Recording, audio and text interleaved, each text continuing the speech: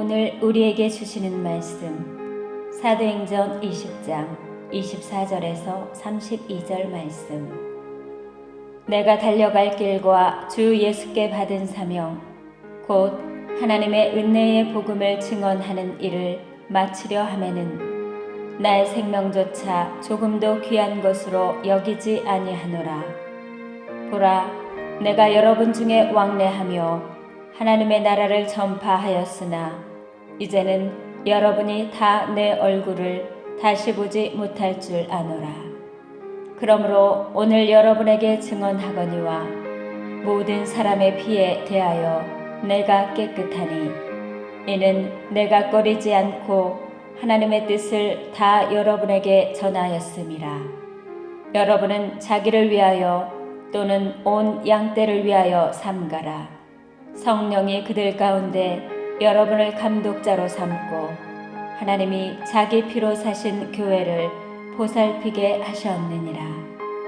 내가 떠난 후에 사나운 이리가 여러분에게 들어와서 그 양떼를 아끼지 아니하며 또한 여러분 중에서도 제자들을 끌어 자기를 따르게 하려고 어그러진 말을 하는 사람들이 일어날 줄을 내가 아노라.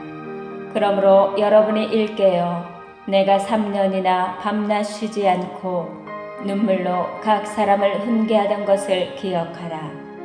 지금 내가 여러분을 주와 및 그 은혜의 말씀에 부탁하노니 그 말씀이 여러분을 능히 든든히 세우사 거룩하게 하심을 입은 모든 자 가운데 기업이 있게 하시리라. 아멘.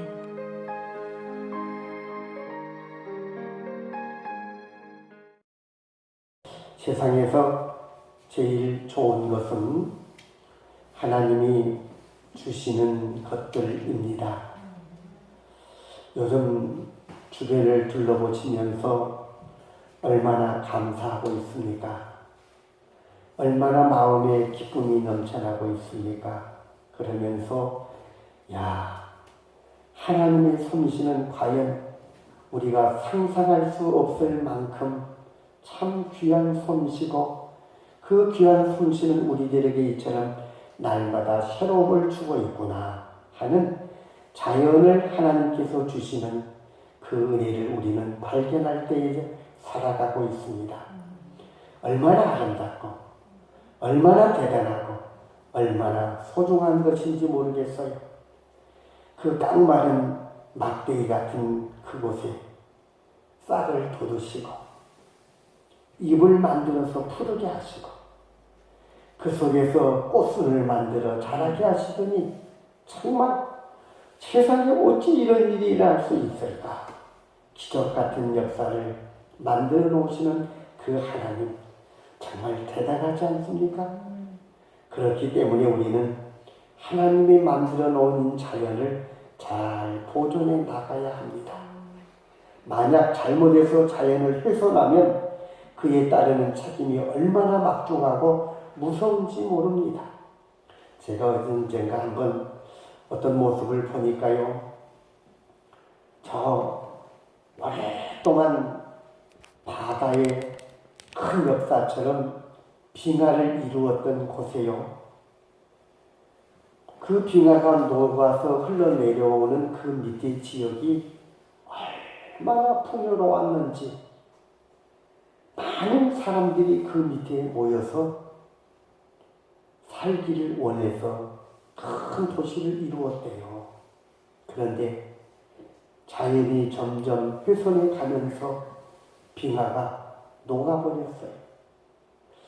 빙하가 녹아내온 그 밑에는 아주 넓은 푸른 초원이 있는데 그 푸른 초원에는 사시사철이라고 할 수 없고 1년 내내 아주 귀중한 꽃들과 자연이 풍요롭게 이루어졌는데 지금은요 빙하가 다 녹아버리니 그 산은 벌거벗은 산이 되어버렸고 그 산에서 내려온 물이 멈춰버렸으니 그 넓은 초원에 아름답게 피어있던 자연의 동산이 사라지고 푸석푸석 먼지가 나는 사막화 되어지면서 그 많은 사람들이 살기 좋은 곳이라고 모여들었던 그 아래에 큰 도시가 이제는 다 떠나가버리고 황량한 도시가 되어져 버렸다는 소식을 들었습니다. 자연은 훼손되어지면 그에 따르는 책임이 얼마나 막중하고 무서운지 모릅니다. 인생도 마찬가지입니다.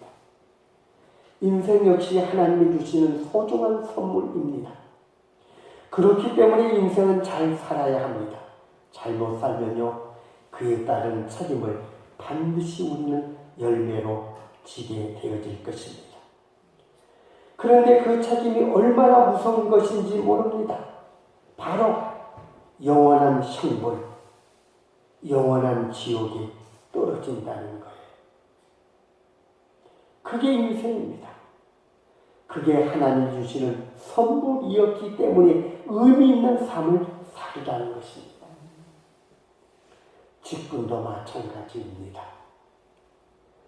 교회 안에서 주는 직분은 세상 사람들이 주는 직분이 아닙니다. 하나님의 사람에게만 주는 하나님의 인정받는 증표로 주시는 것입니다. 집사든 권사든 장로든 목사든 이 모든 직분은 그러므로부터 하나님으로부터 받는 아주 귀중한 것입니다.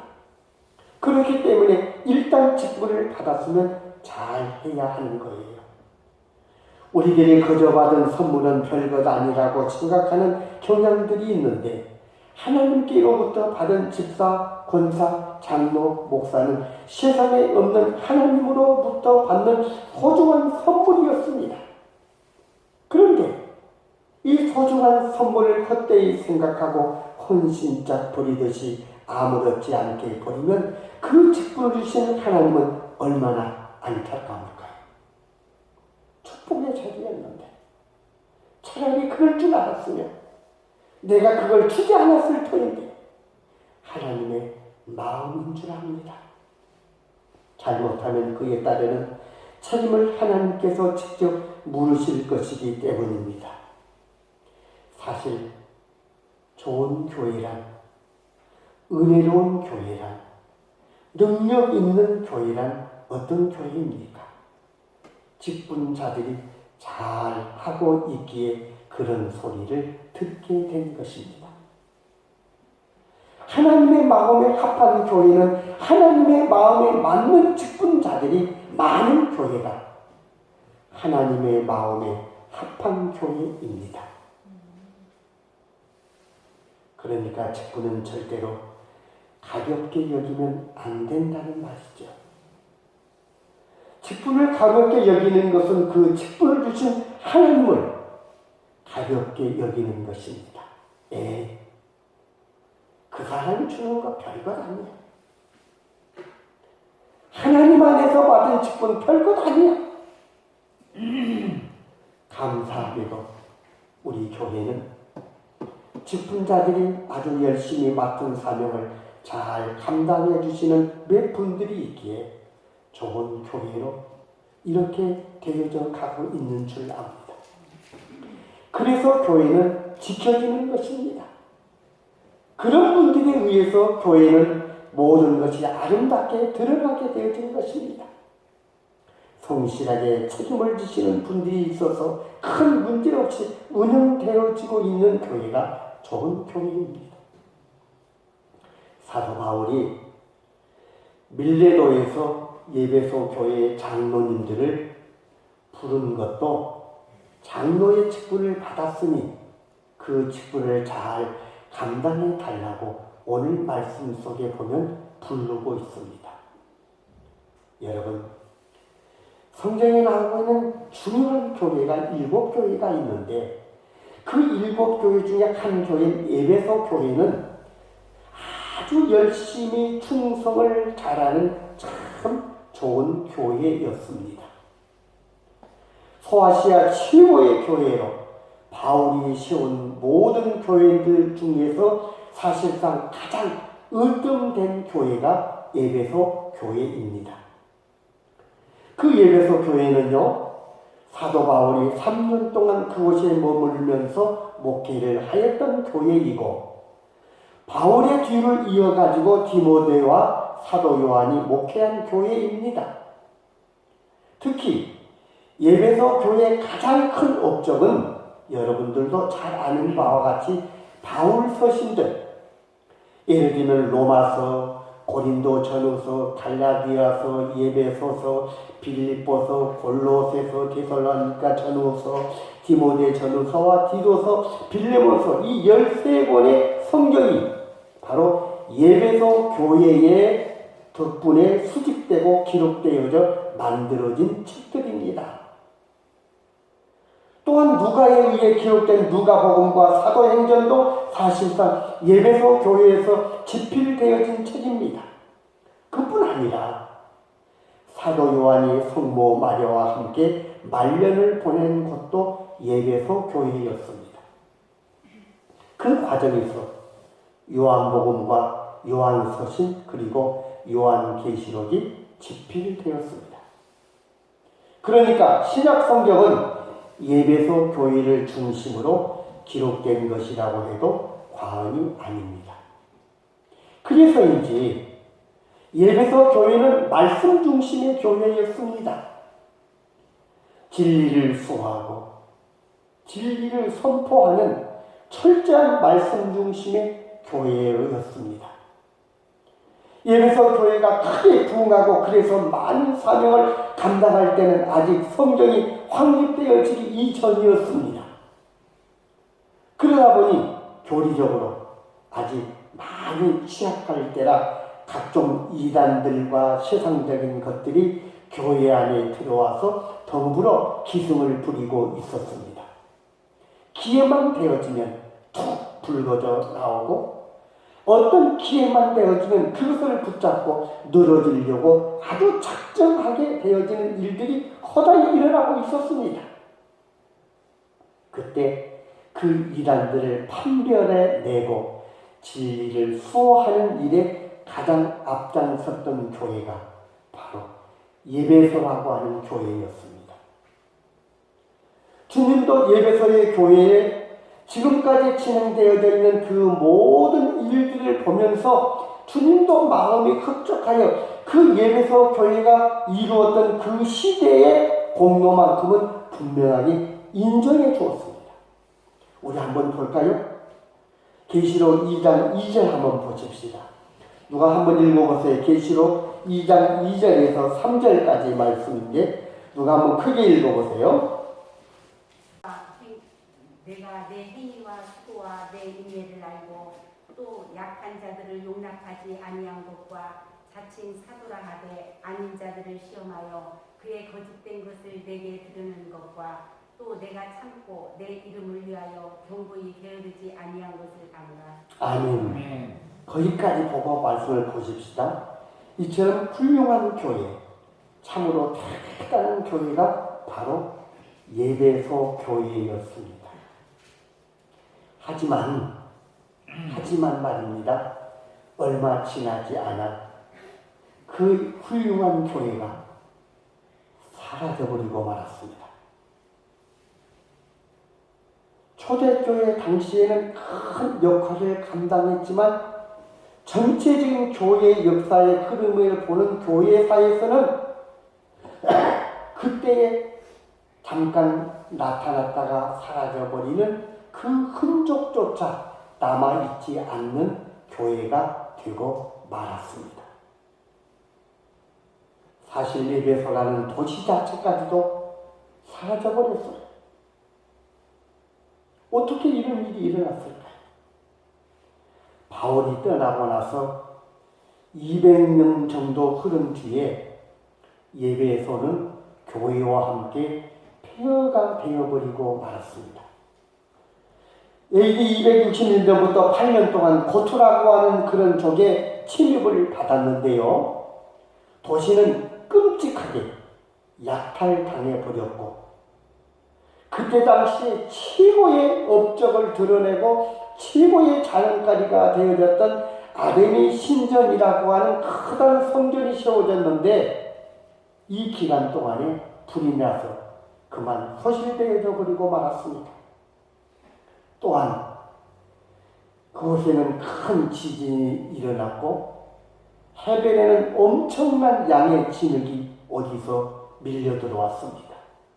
결국 예배소는 사람들이 살 수 없는 곳으로 다 떠나가 버리고 밀려온 진흙으로 도시가 완전히 늪지대가 되고 말았습니다. 당시 세계 7대 불가사의라고 불렸던 아데미 신전이 불이 타서 머물러져 버렸지만 그 아름답고 찬란하고 정말 귀하게 생겼던 대리석은요, 여기저기서 누군가가 뜯어가 버림으로 흔적 없이 사라져 버리고 말았습니다. 그러니까 예배소는 멸망이 예고된 도시였던 것입니다.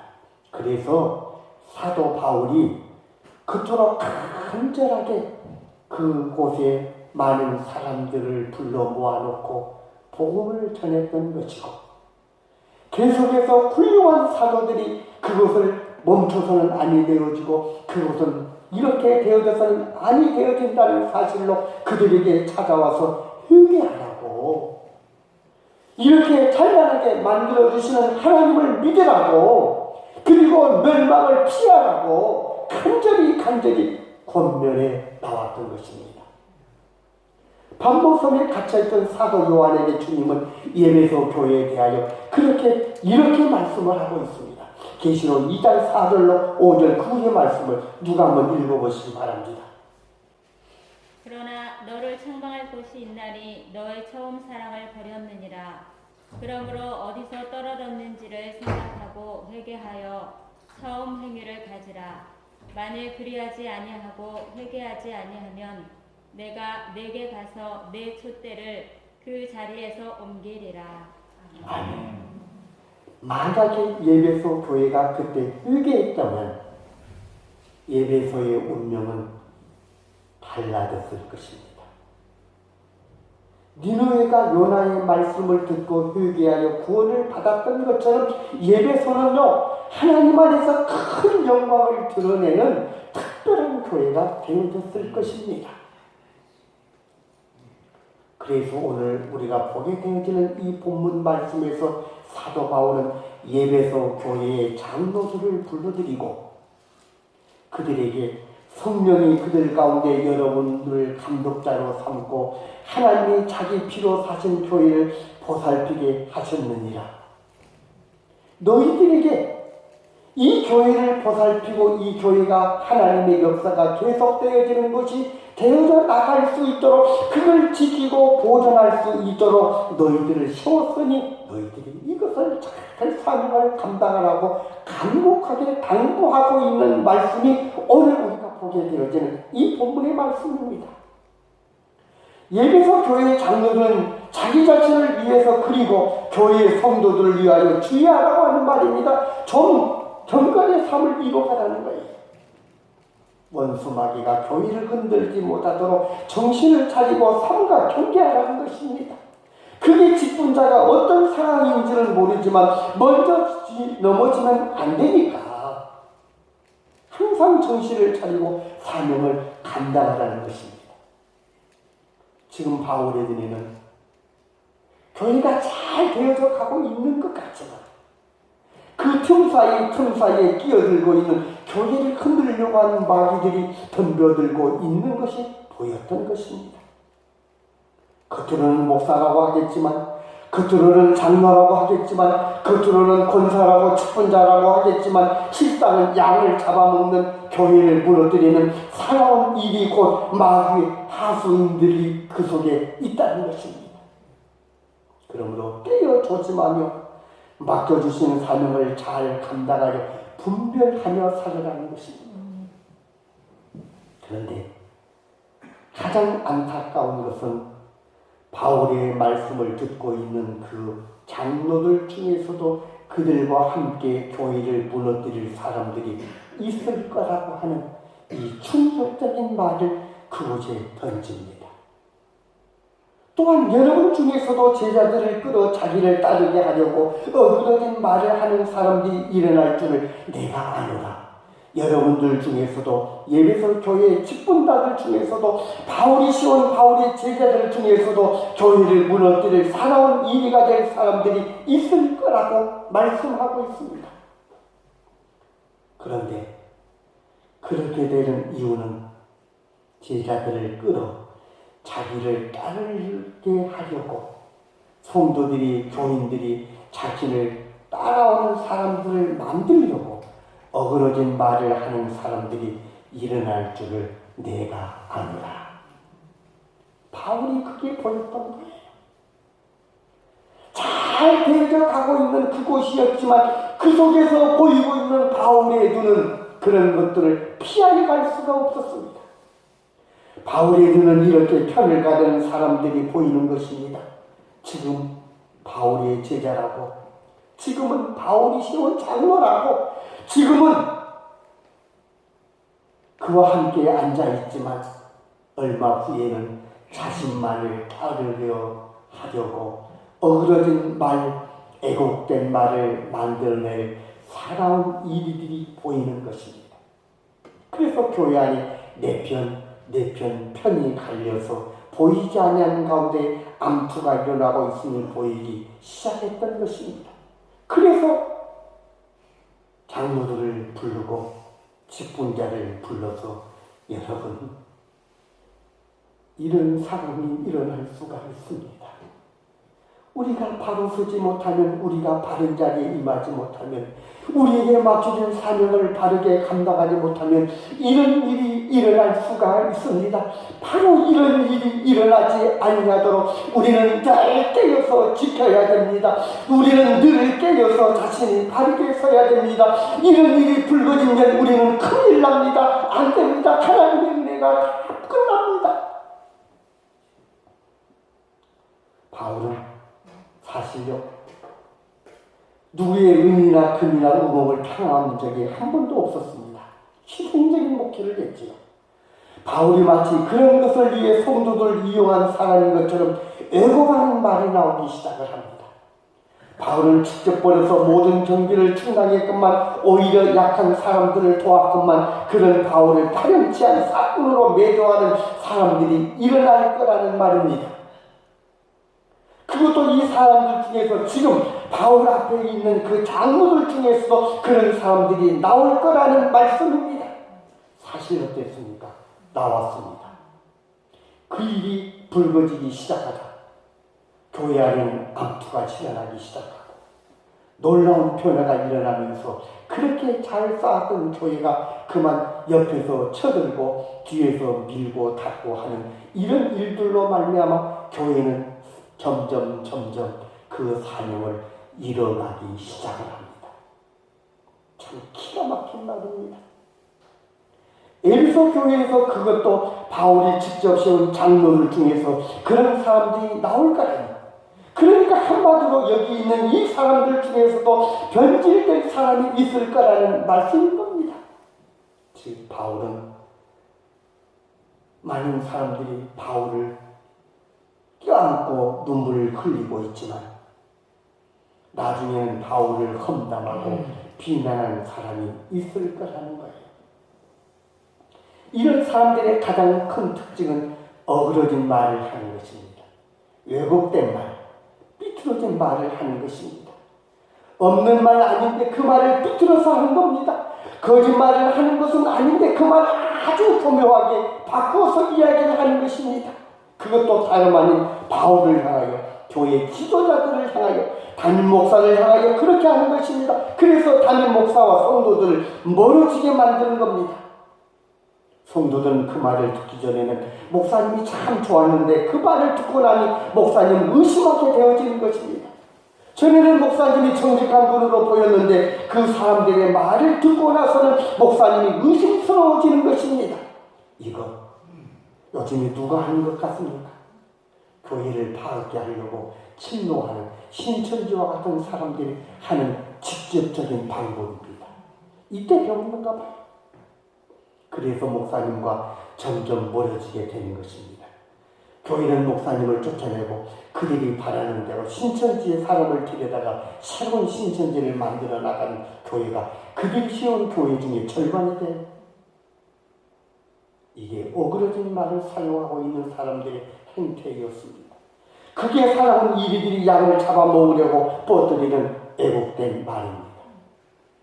사랑하는 성도 여러분, 이런 일은요, 이 예배소의 교회에 옛날에 있었던 그 일만이 아닙니다. 예나 지금이나 동일하게 지금도 일어나고 있는 사실적인 일들입니다. 예수님 때에도 제사장 중에 가룟 유다가 있었던 것처럼 이런 일이 일어날 수 있습니다. 그래서 바울은 고린도 교회에 보내는 편지에서 이렇게 말했습니다. 고린도후서 11장 13절로 말씀해 보면 그런 사람들은 거짓 사도요 속이는 일꾼이니 자기를 그리스도의 사도로 가장하는 자들입니다. 이것은 이상한 일이 아닙니다. 사탄도 자기를 광명의 천사로 가장하나니 그러므로 사탄의 일꾼들도 자기를 의의 일꾼으로 가장하는 것이 또한 대단한 일이 아닙니다. 그들의 마지막은 그 행대로 되리라. 이것은 이상한 일이 아닙니다. 이것은 대단한 일에 특별한 일이 아니라는 겁니다.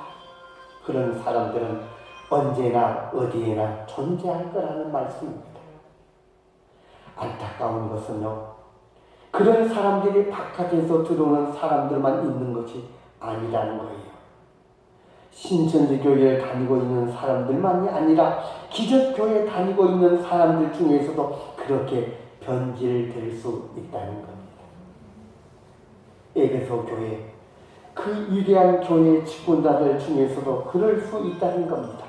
지금은 바울을 안고 입을 맞추고 눈물을 흘리고 있지만 절대 그럴 사람이 아니고 절대 그런 일이 우리 교회 안에서 일어나지 않을 것이라고 장담했지만 결국에는 그만 그 사명을 감당하지 못하였고 그 교회는 무너지고 말았던 것입니다. 성도 여러분, 값비싼 재료를 사용한 귀한 음식이라도 변질되어지는 음식 쓰레기에 지나지 않습니다. 그건 절대로 먹으면 안 됩니다. 먹으면 탈이 나고 문제가 생기고 변질되게 될 것이기 때문입니다. 변질이 되어지기 전에는 참 좋은 기름진 음식이었겠지만, 참으로 귀한 음식이었겠지만, 좋은 음식이었겠지만 변질되면 그것은 누구도 사용해서는 안 됩니다. 신앙생활을 하면서 우리 모두가 항상 조심해야 하는 것이 바로 이것입니다. 변질된 신앙이면 결국 교회를 파괴하게 되어질 것입니다. 지금도 얼마나 많은 목사들이 변질되었는지 모릅니다. 목사라고 하는 직분을 가지고 있으면서 온갖 모든 일들에 손가락질을 당하고 정말로 안타까운 일들을 진행하고 있는 사람들이 얼마나 많은지 모릅니다.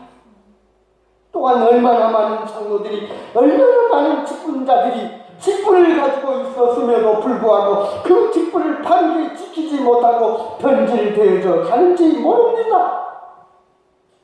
정말로 안타깝고 정말로 두려운 일입니다. 사랑하는 큰주교회 믿음의 가족 여러분, 직분은 축복의 자리입니다. 축복의 자리이지만 반드시 그 책임이 따르게 마련입니다. 직분은 하나님이 주신 것이기 때문입니다. 직분 잘 감당하여 축복받는 우리 모두가 되시기를 주의 이름으로 축원합니다. 우리는 절대 변질되지 말고 끝까지 잘 하다가 마치십시다. 오직 말씀, 오직 은혜의 말씀에 바로 서도록 하십시다. 하나님의 말씀은 시간이 지난다고 바뀌는 것 아닙니다. 하나님의 말씀은 시간이 지났다고 해서 변질되어져서도 아니 되어지고 변질되지도 않습니다. 그러니까 새신자 때에 들렸던 말씀이나 직분을 받았을 때의 말씀이나 그 말씀은 그때와 지금이 변함없이 똑같습니다. 누가 변했느냐? 내가 변한 것입니다.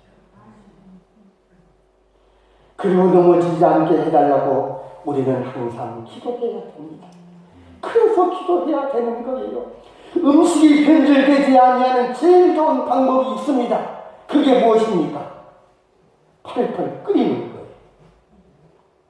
변질되어지려고 하면 끓이는 거예요. 아이고 이러다 죽었다는 변질되겠다, 이대로 두게 되어지면 못 먹겠다 하면 가장 좋은 방법은, 다시 살리는 방법은 끓이는 거예요. 그러니까 쉬지 말고 뜨겁게 성령의 기름으로 끓이시기를 바랍니다. 그래서 항상 은혜가 충만한 신앙생활을 유지하며 사명 잘 감당하시다가 충성된 종이라 일컬으며 주님의 큰 잔치에 청함받는 우리 모두가 되시기를 간절히 바랍니다.